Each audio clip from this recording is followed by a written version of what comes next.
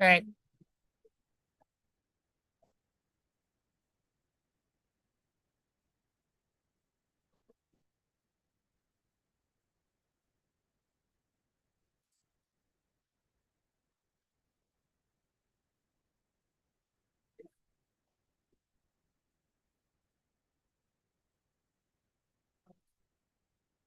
All right. Hi, everyone. Hello.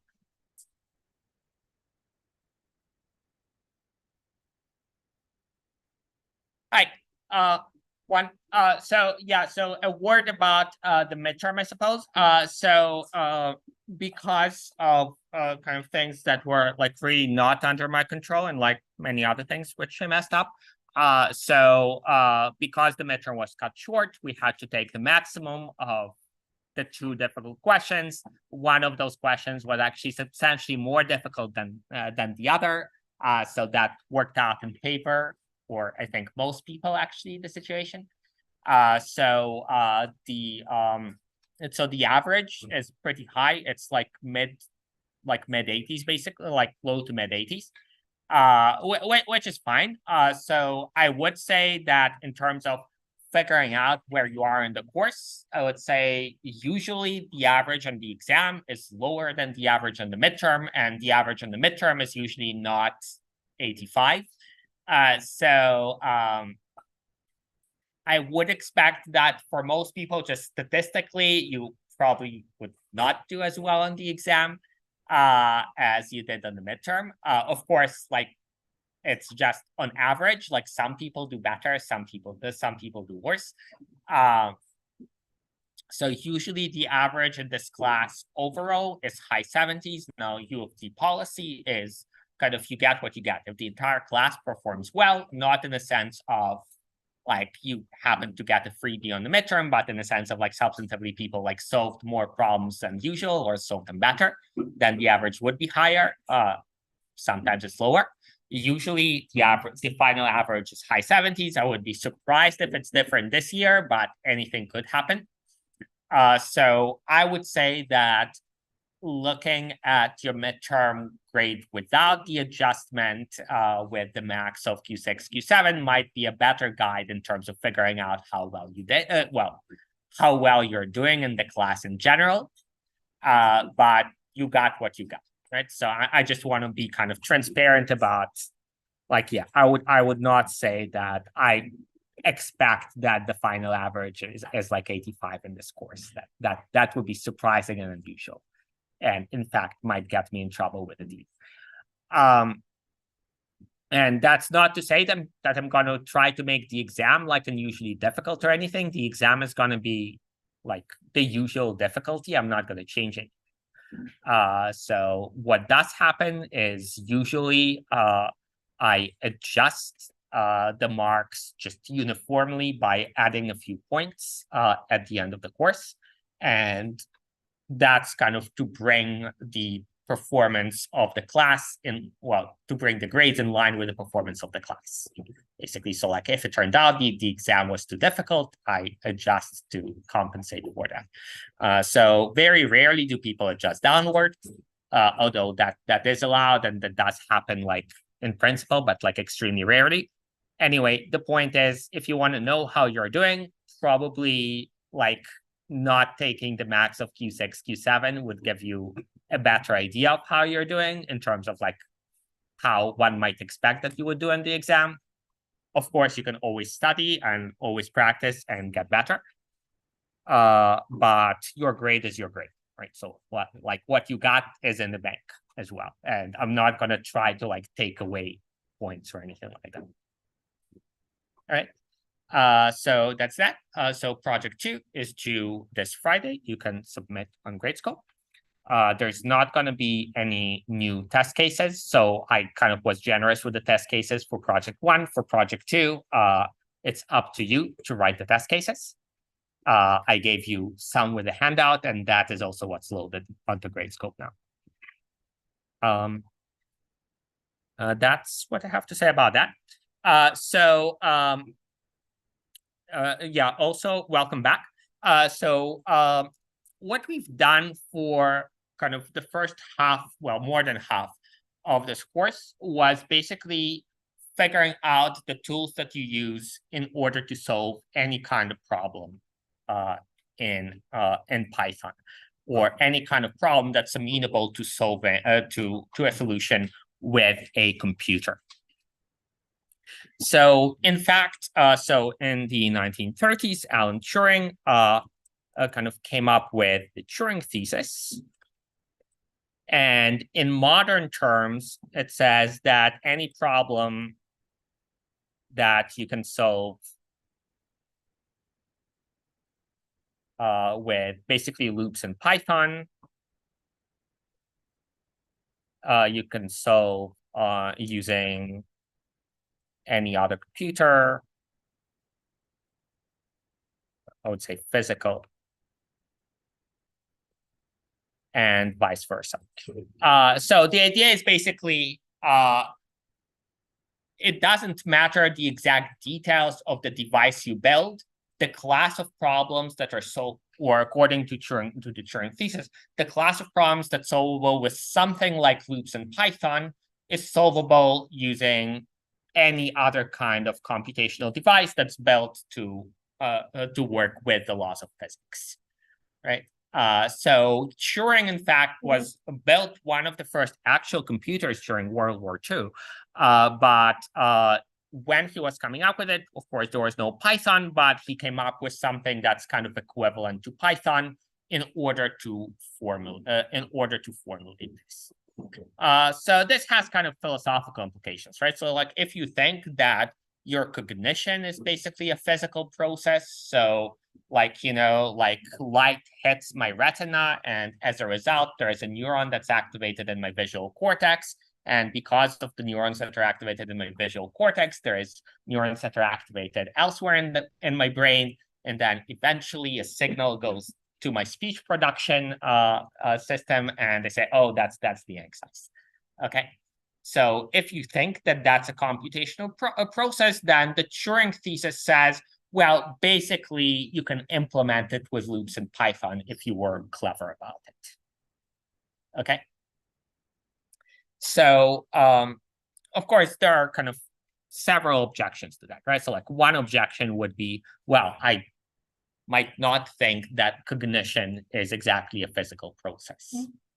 Right? So you might also say, well, actually, and there are kind of semi-serious people arguing that, well, it's that the brain relies inherently on quantum mechanics in order to process information, and that's like inherently different from doing something using loops. So I should say any computer relies on quantum, or any modern computer relies on quantum mechanics. That's why transistors work. But you could imagine that the computer would just be like a mechanical thing with gears that would just implement something like loops in Python. In fact, it's possible to do. People had done that, as we saw Babbage did that, right? So, so yeah, but like if you don't believe those objections and you think that your thesis applies to human cognition, well, the consequence of that is like anything that human can do, you can do with like Python if you're clever about it. And I think up until a few years ago, kind of an obvious objection to that was, well, but like obviously it can't, because humans can produce speech and write code and stuff like that, and computers can't do any of that you code with Python. So I think like with the advent of ChatGPT, that argument became like maybe a little bit weaker, in the sense that computers got really good at producing code and producing speech in a way that people maybe did not expect. Of course, they're still not as good as humans, and you could say, well, maybe there's a fundamental limit there, or maybe you just need to push a little harder and it's going to work. So as far as producing code, kind of if you haven't tried kind of ChatGPT, especially with GPT-4, you should try it. It's really good. So as far as ESC180, I gave the ESC180 exam to ChatGPT last year. And when I gave it last year, it got 95. So it missed 2 questions. And then actually kind of in February, there was an update that came out for kind of at that point GPT 3.5, and that solved 1 more question. And then GPT-4 came out, and now ChatGPT solves the ESC180 exam no problem, with like no mistakes. ESC190 it still struggles on the more difficult questions, so there's hope for you guys yet. But yeah, we'll see. So one related thing. So by the way, like so I'm not testing on like concepts like the Turing thesis or anything like that. So the extended church Turing thesis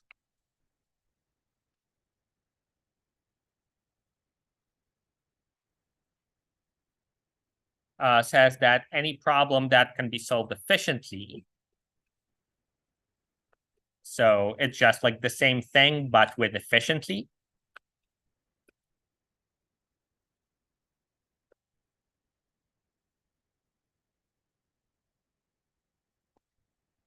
And this is kind of like an idea, and depending on how exactly you take it, it might or might not be just falsified. So what do we mean by efficiently? So for one thing, unlike with Python, like Python loops, like it does like one thing at a time, right? So I is 0, I is 1, and so on. So the brain is not like that, right? So there is tens of thousands of processes going on in the brain simultaneously, possibly more depending on how you count. Now you could go back and say, well, like that's the same with GPUs, with graphical processing units, and in fact with modern CPUs as well. Like they're not doing one thing at a time; they're always kind of doing things in parallel as well. But you could say, well, like if it's inherently parallel, maybe that's inherently more efficient. Or you could say, if you're using the principles of quantum mechanics in order to perform the computation, so I can't really introduce quantum computing. There was a guy who came in before, if you remember. But you might imagine that if you're using the laws of quantum computing in a substantive way in order to do the computation, maybe that's faster. That's not actually proven, but you could imagine that that's the case. So anyway, so that's kind of a good introduction, because what I want to talk about for the rest of the lecture is measuring or like figuring out how efficient code is. And I'm going to start with this example. So let's say that I want to do find I, so return the index of element E and L. And you could, of course, just say return L.index E, but that's difficult to analyze. So in order to analyze this, what I'm going to do is I'm going to write it out in a way that you could imagine actually the computer would do it step by step. So how would that go? Well, you would say like for I in range length of L,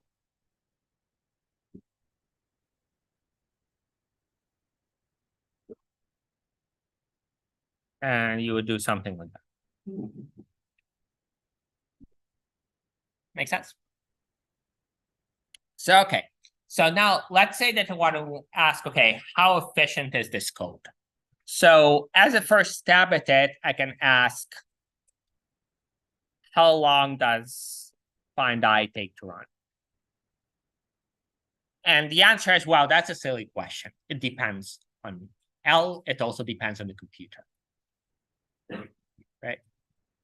So you might try to refine it. So you might say, okay, so how long does find I take to run on a list L of length 10? And the answer is, well, like that's still a silly question because it depends, right? So like if L at 0 is equal to E, then it's going to be really fast. But if E is at the very end of the list, then it's going to be slower because you need to go through every element. So the answer is still depends. So the way people get around it is they say, okay, so on a list L of length n in the worst case. So worst case, worst input while n is fixed, right? So I said, okay, like the list L is of length n, so it's long. And then the worst case is for a list of length L, find me the worst situation. So the worst situation in this case, of course, is E is at the very end of L because you need to go through every element before you get to return.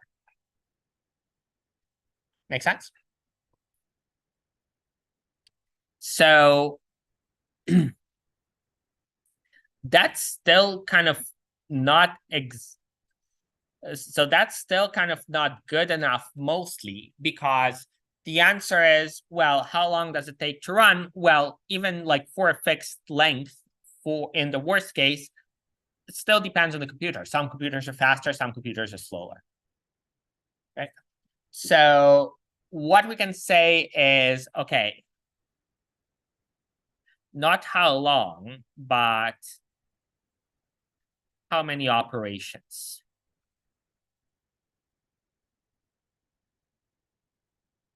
So what I mean by operation is like elementary transformation of the data. So what I mean by that is basically look at the memory table and look how it changes. And basically the question is like, how many times does the memory table change? Right?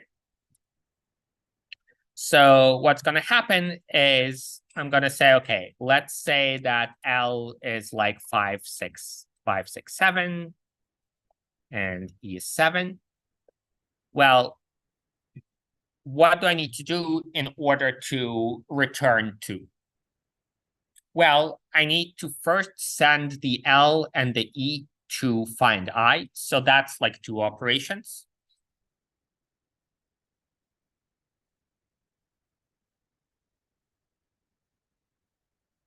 And then I need to say, okay, find and store length of L. That's 2 operations. So range in Python 3 is actually a complicated thing that you need to set up. So that depends on the exact implementation, but K operations for some K. And then I'm saying, okay, so let's say that the length of L is n. So now I have a loop. So in this loop, what do I need to do? I need to set up I to 0, then 1, then 2, and so on. So that's 1. I need to figure out whether I'm done or not. So that's another. So like I equals 0, I equals 1, I equals 2, am I done, am I done, am I done? Each check is 1 operation. And then I need to access L at I. So that's another operation. I need to compare L at I to E. That's another one. Once I know whether this is true or false, I need to decide, do I go here or do I go elsewhere? That's another one. And then that I do n times. Now, this computation, it's always going to be a little bit nebulous, right? So like deciding what exactly is an operation and what is not an operation, it's complicated and it's actually might be different on different computers. So it's not important, not going to make you do it. The point is, I am doing approximately 2 plus 2 plus K plus, let's say, 5 times n operations.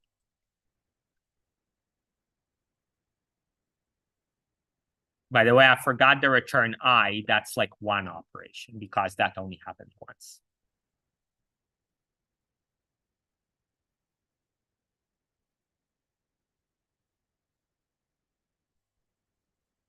Okay. Okay. So going back to the previous question, how much time is it going to take? Well, it depends on the computer. So if my computer or device, let's say, runs at S seconds per operation, the runtime will be S times this much operations.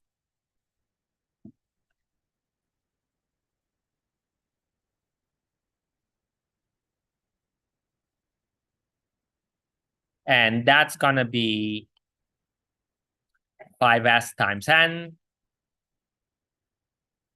plus S times something. All right. So the claim is, okay, if my input is small, it's going to be fast anyway. If N is large, so if my input is large, then this term matters a lot more. And that's because this term grows as N grows, whereas this guy doesn't have N, so it stays the same. So for N very large, this term is what's going to matter. We'll do it mathematically with limits, like on Wednesday, but so there's something to look forward to. But the basic intuition is basically what you care about is this term. If you don't know what S is, what you care about is, okay, the runtime is going to be proportional to N, approximately, because this term basically doesn't matter. And this term is proportional to N. So you can think about it like this, right? So the runtime is going to be some constant plus N times another constant. So it's going to look like this. So here, because I didn't specify like the scale, if S changes, like if S is large, okay, like that means it's going to be just still a straight line, just stretched out. If S is small, it's going to be compressed. It's still going to be a straight line. So here there is a constant. It makes sense that there would be a constant because when you're running this function, right, there is like housekeeping that you must do. So you must set the L, you must set the E, stuff like that, right? But what we care about is situations where the thing is slow. So that means we care about it for N very large. And that means that we just want it's basically gonna be like a line that basically starts at the origin because you blow it up enough, like this doesn't matter.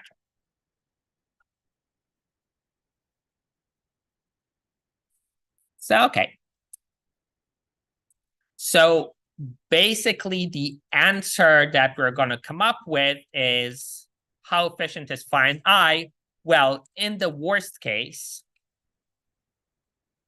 the runtime is proportional to N.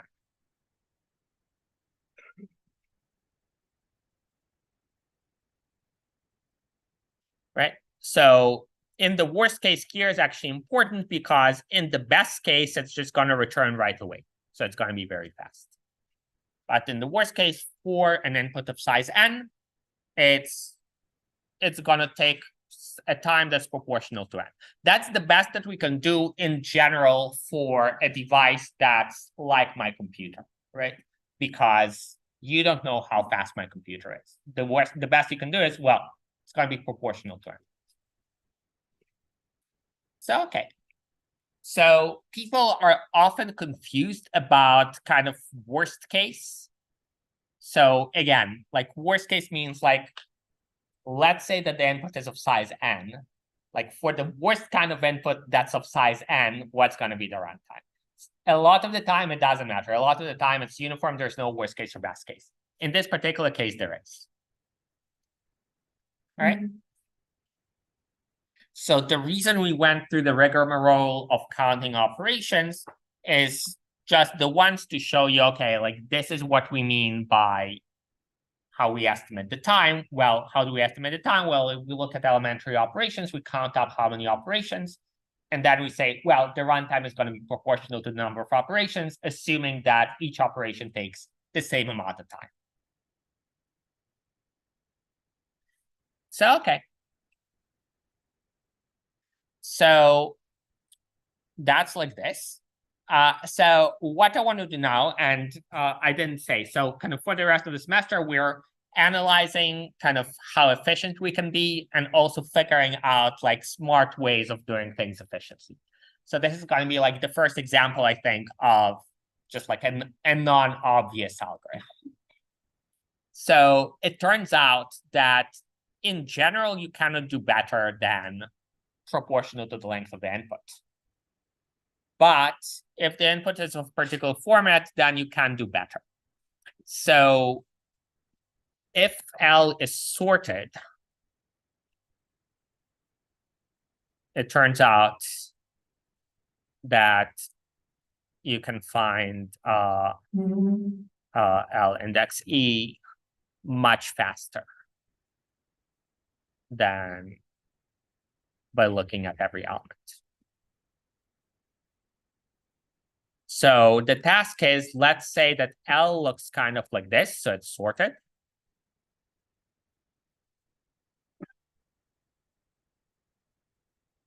And you're looking for E, let's say, is equal to 10. So the idea is you don't have to look at every element of L in order to find where 10 is. And it makes sense. Like if you go to the library and you're looking for a book with like index Y or something, you know that you need to go to the section with where the end of the alphabet is. You don't need to look at like, is this the book? Is this book? Is this book? Is this the book? You just go to the end because you know that the Y's are like near the end. It's the same principle here. So the idea is kind of like that. We're going to just say, okay, like let's look at the middle. And let's ask, like, is the thing we're looking for to the left of the middle or to the right of the middle? And for 10, it's on the left. So that means that we just need to look at those 4 elements. It's definitely not on the right if 10 is smaller than 500.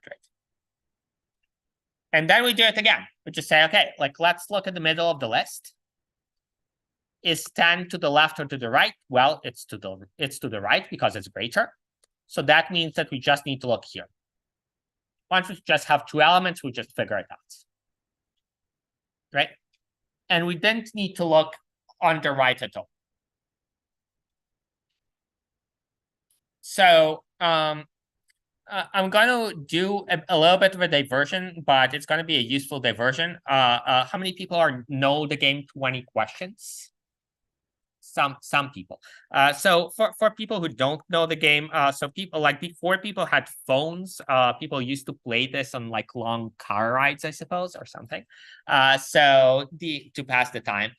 So the idea is like this. I'm thinking like for people who don't know, so I'm thinking of an object or a person or concept or something like this, and you get to ask yes or no questions, and you get to ask 20 of them.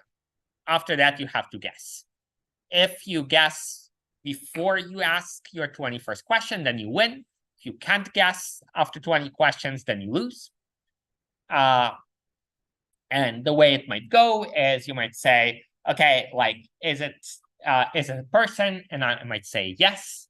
And you would say, either is Tint, and I might say no. And you might say, do they care about rigor? And I might say yes, and so on, okay? And then you'd guess eventually. So something like that. So how would it go? So like you can think about it like this. We start out with n possible concepts, right? So all the things that anyone could think of. There is n over, we don't know what n is exactly, but we start with n. And then what do you need to do if you're trying to figure out what is the best question to ask? But the best question to ask is one that makes it so that whether I say yes or no, you're left with about n over 2 possibilities, right? Because if you ask a very specific question, like, is it Will Cluett? And I say no, well, okay, now you have n minus 1 possibilities, not very profitable. If you ask something like, is it a person? And I say yes, well, that excludes a lot of possibilities. That's great because now you can focus in more efficiently. So the best thing is either way, you're left with n over 2. You can't always do that, but you know. So that means that after the first question, ideally, n over 2 possibilities left. After the second question, ideally, n over 4 possibilities left.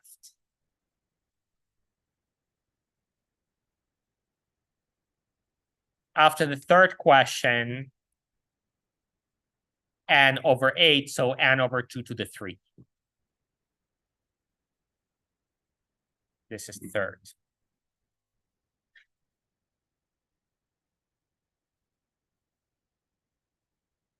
So after the 20th question,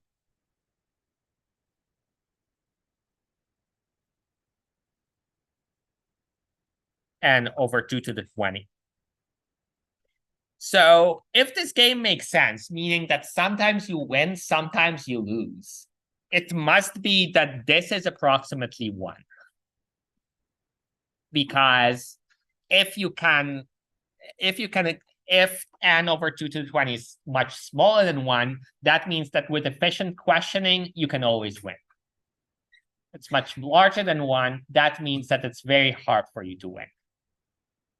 So it should be that on average, after 20 questions, it's like about 1 possibility is left. Usually you can't be like that efficient. You can't always exclude half, right? So that kind of suggests an estimate for how many concepts there are in the world that you can think of, about 2 to the 20.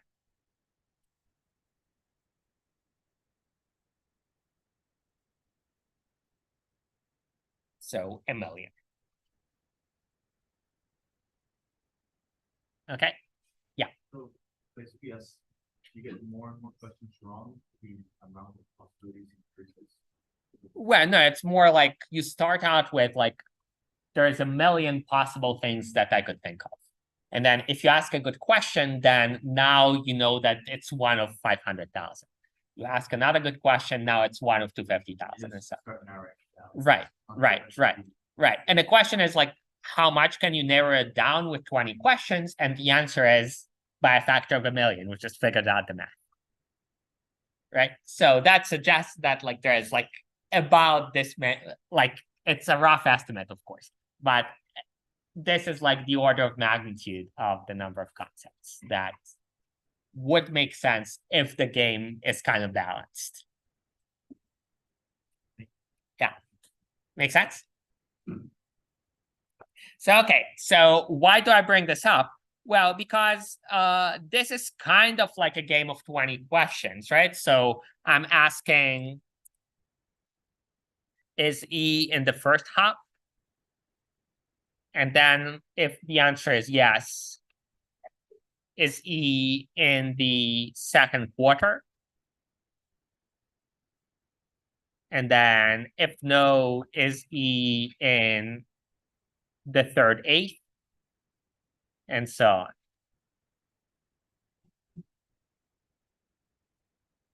Right? So you can kind of play it approximately like that. So what I'm going to do now is I'm going to write the code, and then we're going to do kind of the rigorous analysis for how much faster it is. That's kind of based on this idea of thinking about 20 questions on Wednesday. So this is called binary search.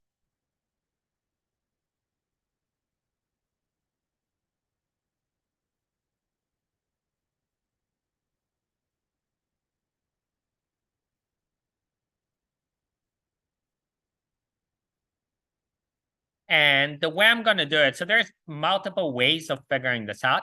The way I'm going to do it is I'm going to keep track of low and high.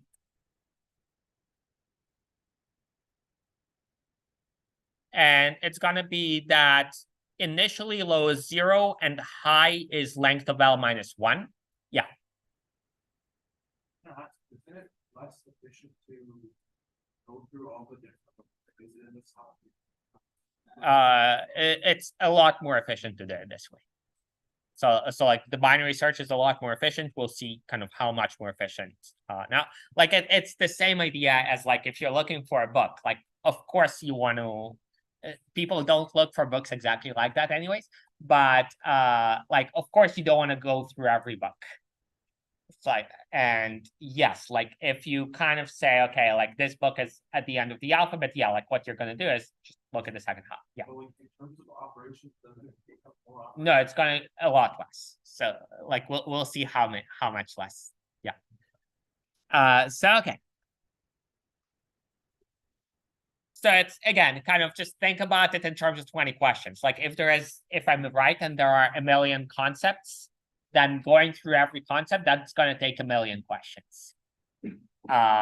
Compare that to what we proved is you can narrow down, if you ask efficiency, in just 20 questions, you can narrow down which of the 1 million concepts the person is thinking of. So, okay. So we have, so we start out by just saying, okay, we're looking at the entire list L. And now we want to say, do I want to look in the left half or the right half?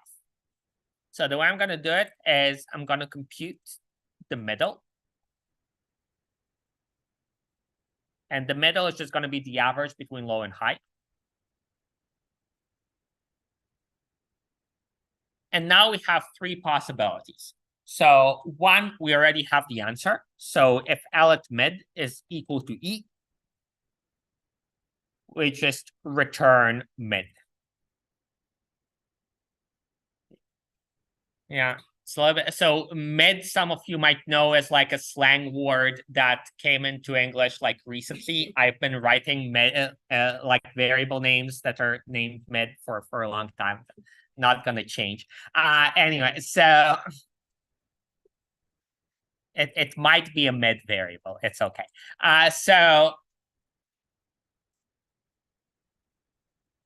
So we're saying, okay, so if we found our answer, okay, the answer is mid. The other possibility is L at mid is smaller than E.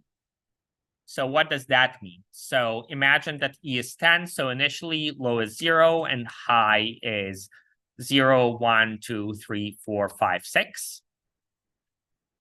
So mid is 3.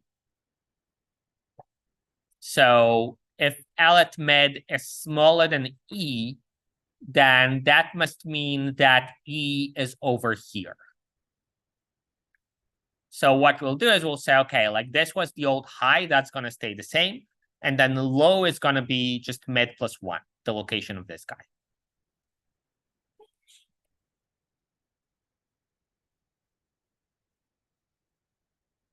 The other possibility, if it's not equal, it's not smaller, that means it's larger. So for the case of E10, L at mid is larger.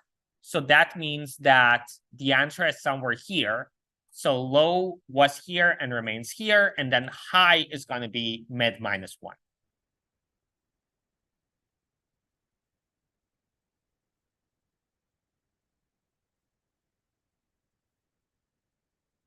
And we'll keep going like that until either low and high are close together or we found the answer. So for example, if E is equal to 10, then initially mid is going to be 3. So that means that high is going to get updated to 2. And now mid is 1. So is 10 smaller than 2? No, it's not. It's in fact larger. So that means that we'll just update high to mid plus 1. Sorry, it's already there. mid minus 1, sorry. So that means that high is going to become 1.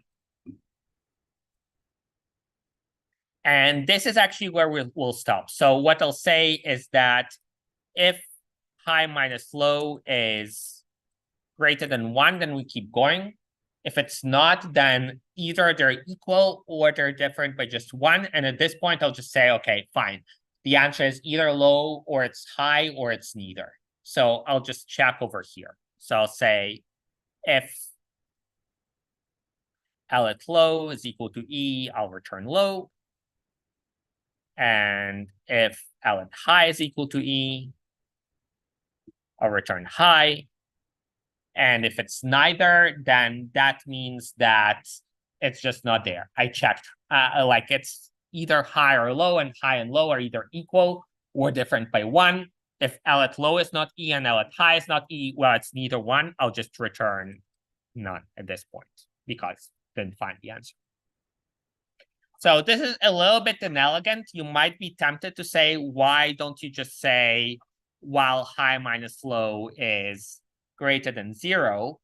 The answer is there's like an infinite loop thing that can happen there, unfortunately. And this is like the most elegant that you can figure out as far as I know. And it's like boring to think about the infinite loop there. It just happens that high and low just stay like different by 1, and they don't become both equal. But if you stop when high minus low is possibly equal to 1, then you need to check both L at low and L at high.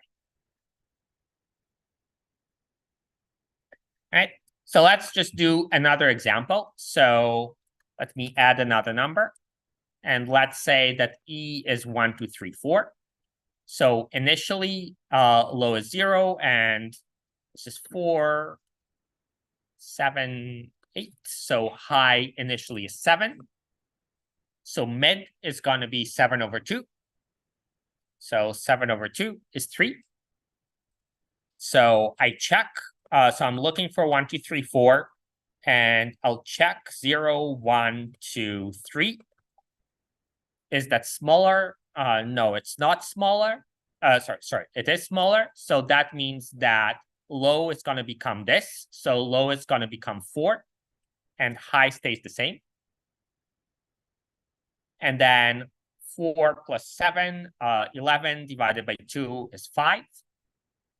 So 0, 1, 2, 3, 4, 5. Is it smaller? Yes, it's still smaller. So again, we got to look over here. So low becomes 6.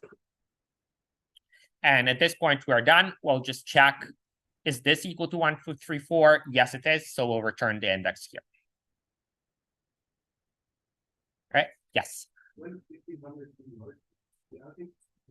Oh, yes, you're correct. This actually was 10 done. Thank you. Yeah. All right. So how fast is this? Well, it's kind of like with the 20 question thing. So how many times do I check? How many times is this loop gonna run? The answer, oh yeah. Yeah. So the answer is okay. So initially, and we'll do it again on Wednesday anyway, but initially high minus low is equal to n. And then high minus low becomes n over 2 because you make the list under consideration shorter by a factor of 2. Because you're asking, like, is it to the left, is it to the right? And then it becomes n over 4. And so on until it becomes 1. So how many times do you need to divide by 2 in order to get to 1? Well, the answer is approximately, and we'll do it on Wednesday as well. The answer is you need log 2n operation, log 2n iterations. So in the same way, how many questions do you, how many yes/no questions to narrow down to 20 possible answers to 1. Well, it's the same thing. Like you divide by 2 every time.